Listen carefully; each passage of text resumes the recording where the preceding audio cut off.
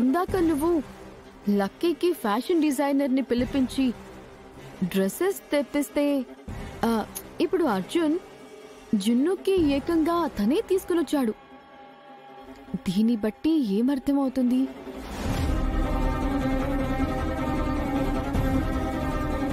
బావున్నావా అర్జున్? బాగున్నానంటీ. ఎంతసేపు అయింది వచ్చి? ఇప్పుడే వచ్చాను అంకుల్. కూర్చో అర్జున్. పర్వాలేదంటీ. కూర్చోండి, కాఫీ తీసుకొస్తాను. వద్దు జాను. లక్ష్మి ఎక్కడా? పిలుచుకొస్తాను.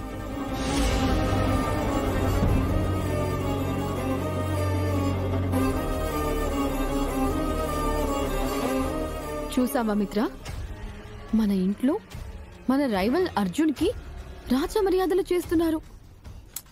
ఇది ఎక్కడైనా జరుగుతుందా?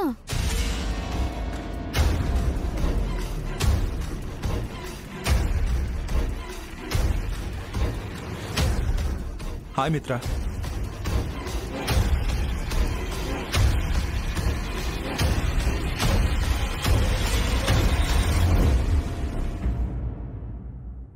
నువ్వెందుకు చెప్పకూడదు లక్ష్మి? మున్నార్లో భాస్కర్ వాళ్ళ ఇంట్లో ఉన్నానని, వాళ్లే నీ సీమంతం చేశారని, నీకు డెలివరీ చేయించింది కూడా వాళ్లే అని నువ్వు మిత్రతో చెప్పొచ్చు కదా. చెప్పకుండా ఎందుకు మాటలు పడతావు? ఎలా చెప్తాను అర్జున్ గారు? ఇప్పటికే ఆయన దృష్టిలో నేను చాలా బ్యాడ్ అయ్యాను. నీ మీద మిత్రకు అలాంటి ఒపీనియన్ మారాలంటే నువ్వు నిజం చెప్పాలి కదా లక్ష్మి. నిజం చెప్తే సమస్య ఇంకా పెద్దదవుతుంది. నన్ను అర్థం చేసుకోకపోగా అపార్థం చేసుకునే అవకాశమే ఎక్కువ ఉంది. మరి ఎన్నాళ్ళు ఇలా బాధపడతావు? దీనికి ఫుల్ స్టాప్ ఏంటి? నా కష్టాలకి కోమాలు తప్ప ఫుల్ స్టాప్ లేదని నాకు అర్థమైంది అర్జున్ గారు.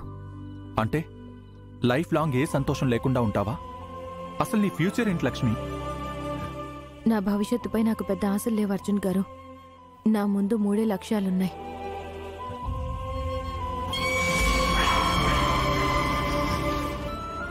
ఒకటి, అత్తయ్య జైలుకి వెళ్లకుండా కాపాడుకోవాలి. 2, జాను వివేక్ల పెళ్లి చేయడం. 3, జున్నుని ఆయన దగ్గర చేర్చడం. నువ్వు మిత్రకి దగ్గర కావా? అది నా చేతుల్లో లేదు అర్జున్ గారు.